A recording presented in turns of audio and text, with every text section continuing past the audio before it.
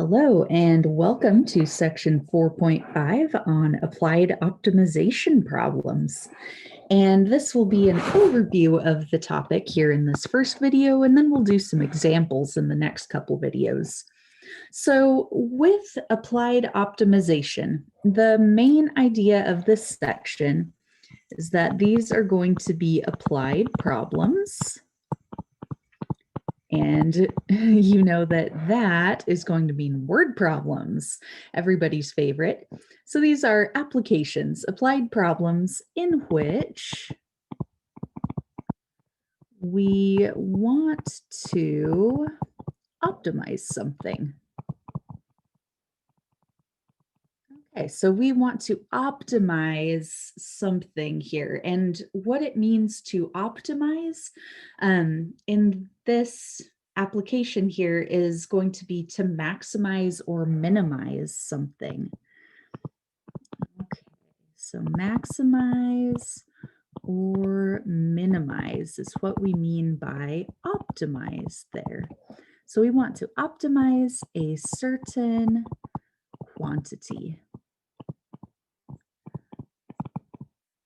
Okay, now the choice there of maximizing or minimizing is going to vary by problem as well as the quantity that you're trying to maximize or minimize.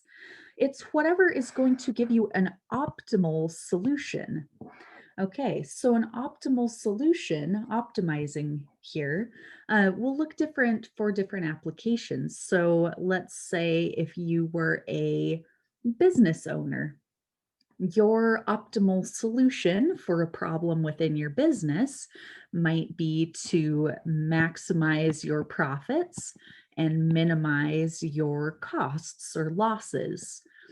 In, let's say, biology, like let's do botany, for instance. An optimal solution for a botany problem might be to maximize the growth of a certain good type of plant, like a food-bearing plant, something along those lines. Or, depending on the problem, an optimal solution might be minimizing the growth of an invasive species or a detrimental plant of some sort. Same type of thing in epidemiology there. You'd want to minimize spread of disease, something along those lines.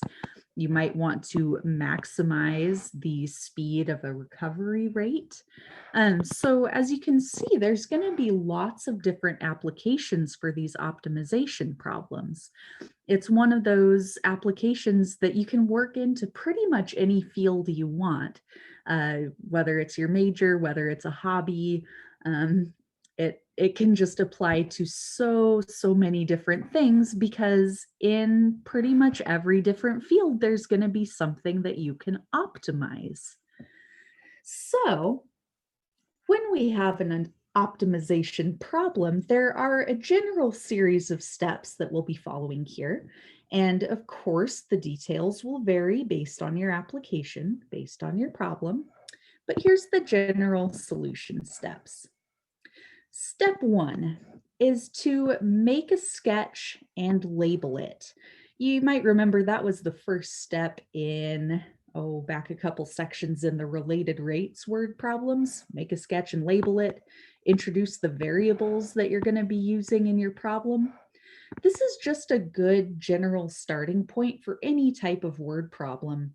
If you can sketch the situation and see what's going on and introduce your variables, that's going to set you up well to move on to the next stage of setting up equations and then solving the problem. So make your sketch, label it, introduce your variables. Step two is a nice little addition here, which is to identify your goal. And that is a nice thing to do in these cases. Also, another good thing with a lot of word problems, identifying your overall goal, because that way you know when you're actually done with the problem. You are working through all these equations, plugging in values, etc. Sometimes it can be easy to lose track of the end goal, the light at the end of the tunnel there. And maybe you keep working and you're like, oh man, aren't I done yet? But if you've identified your goal at the start, then you'll know when you're done. It's when you've answered the question or found the quantity that you've listed here in step 2. And for these optimization problems, your goal is going to be to optimize. So maximize or minimize, you'll have to determine that, max or a min, and what quantity are we trying to optimize? So if you can identify that, that's really going to help you in moving on to step 3. Now here's where you get a little more mathematical. You're going to make an equation or a function for your variable of interest, which is going to be this quantity right here that you're trying to maximize or minimize. So that's good identifying your goal, because that tells you what type of equation you're going to need to set up. You want to make an equation for that variable. Now, step 4, you're going to use extra information given in the problem, or maybe from your own knowledge of the subject, to make the function from step 3. Okay, that's the function that we're talking about here. You're going to make that into a function of only one variable. All right, because when you set up your equation in step 3, chances are likely that it's going to involve more than one variable. That's just kind of how these problems go frequently. Sometimes you'll get one that's nicely set up in terms of one variable already, but often, like let's say you were trying to solve a volume problem. Volume is length times width times height for a rectangular prism. And you can see that there are 3 different variables involved over there: L, W, and H for the length, width, and height. And if we are trying to optimize, either maximize or minimize this volume here, we are going to need this to be an equation of just one variable over on the right-hand side here. That way we can actually take the derivative of this function. Okay, because notice, a little preview into step 5 here, we are going to need some critical points. That means we're going to need to take a derivative. And if you have multiple variables in your function, it leaves you wondering, like, okay, which variable am I deriving with respect to? I'm not sure. So we want to work this, rather than being an expression with 3 different variables, maybe you could work it into something that just involves the height or something along those lines. If you can come up with expressions for length and width, you'd get it all in terms of one variable. Okay, so that's just a little kind of scratchy example there with volume. Again, that'll vary by problem quite a bit, but the goal is just to get your function into only one variable. That way, you can take the derivative, and that takes us to step 5. In step 5, you're going to find your maximum or minimum value by testing critical points of this function.